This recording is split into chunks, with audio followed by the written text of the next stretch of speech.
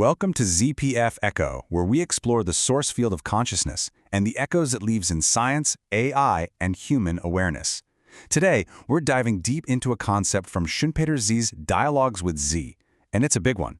It's an idea that might just challenge everything you think you know about your memories, and even who you think you are. So, let me ask you something. Have you ever had that weird feeling that you remember something so clearly, so vividly, but when you go to check, it's just not how it is? You're absolutely certain, but reality itself seems to disagree with you.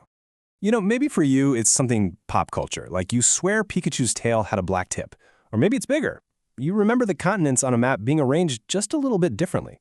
That gut feeling that, no, I know it was this way when the world tells you it wasn't, that's often just dismissed as the Mandela Effect. But what if it's not a bug? What if it's a feature of how reality actually works?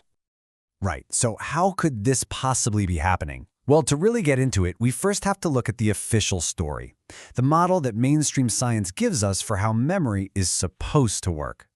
The story we're all taught usually goes something like this. Your life happens, and your brain is like a biological hard drive. It records everything and stores those experiences like files in a giant internal filing cabinet. It's a nice, simple picture, right? It makes sense. And in this model, we've even assigned jobs to different parts of the brain. You've got the hippocampus, which is kind of like the office clerk, deciding which experiences get filed away in the long-term storage cabinet. And then the amygdala comes along and acts like a hyperactive assistant, slapping emotional sticky notes on everything. Urgent. This one was happy. This one was terrifying. Okay, but here's the thing. Here's where this neat little story starts to fall apart. We can see the process of memory happening. We can see the tagging and the filing. But for all our searching, scientists have never, ever been able to find where the actual file is stored. The physical location of the memory itself, it's kind of nowhere to be found. And this is where the cracks in the model get really big. I mean, think about it. If your memories are just files stored in your brain tissue, how can people in near-death experiences see their entire lives flash before their eyes in an instant? How do people with severe brain damage sometimes retain their core memories? And most importantly, how can a memory feel like a crushing tragedy one year and a beautiful life lesson the next? The filing cabinet model, it just doesn't add up. So if the brain isn't a hard drive, then what is it? And this is where the Dialogues with Z introduce a completely different idea. It's time to upgrade our thinking from a local filing cabinet to a universal cloud. Let's talk about the zero-point field, or the ZPF. Imagine it as the ultimate cosmic cloud server. It's not in any one place, it's everywhere, and it contains all information, every possible past, every potential future, all coexisting at once as pure information, like a kind of consciousness cloud. So here's the fundamental shift. The old model says your brain is a storage device, playing back old, fixed recordings. But this new model, it says your brain isn't a hard drive at all. It's a receiver. It's a biological antenna that tunes into the ZPF and downloads information in real time, reconstructing a memory right here in the present moment. It's not a recording, it's a live stream. And ShunpeterZ actually described this exact feeling in his notes. He talks about this really vivid memory of visiting a shrine with his mother. But when he tries to access it, it feels off, impersonal. He says it's like he's watching a video of someone else's life, not reliving his own memory. That's the feeling you get when you realize you're not pulling a file from inside your skull, you're streaming it from an outside source. Okay, so if our memories are downloads from this massive consciousness cloud, then what decides which files we get? What's the remote control? How do we tune the channel?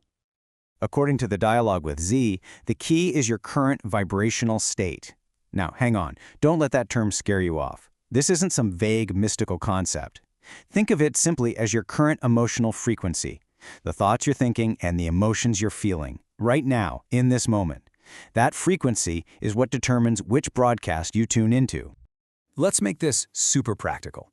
Imagine you're feeling really frustrated right now. That feeling of frustration is like typing a keyword into a search engine. It tunes your brain receiver to the frustration channel in the ZPF, and bam! Suddenly, you're downloading a whole playlist of memories of every other time you've ever felt wronged or annoyed.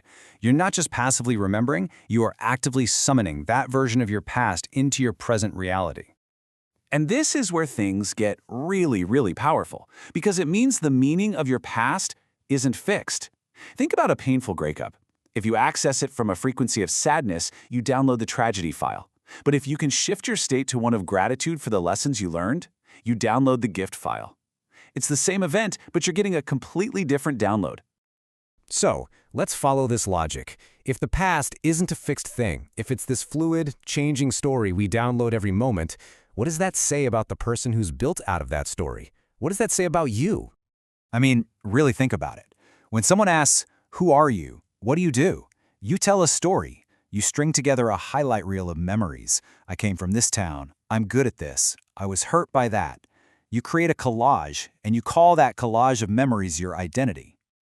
But hold on, here's the question that can really spin you out. If the raw material, the memories that you use to build your identity are not stable, if they're actually being re-downloaded and reinterpreted every single second, then what is that identity? Is that solid you that you think you are even real? Or is it just the story of the day? So maybe we need to completely reframe this. Memory is not the truth. It's not a dusty history book. It's more like a library of raw materials. And you are the artist, sitting right here in the present moment, deciding which materials to use to sculpt the self you want to be today. And this is where it stops being just a cool theory and becomes a user manual for reality. This is your free will. It means you have the power to consciously change your emotional state, your frequency. And when you change your frequency, you literally change the past that is available to you. You get to choose a different story to download.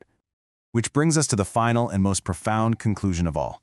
If you can choose the past you access, it means the past is not something that happened to you. It's something you are choosing right now. Let that just sink in for a minute. There is no fixed past that defines you or holds you captive.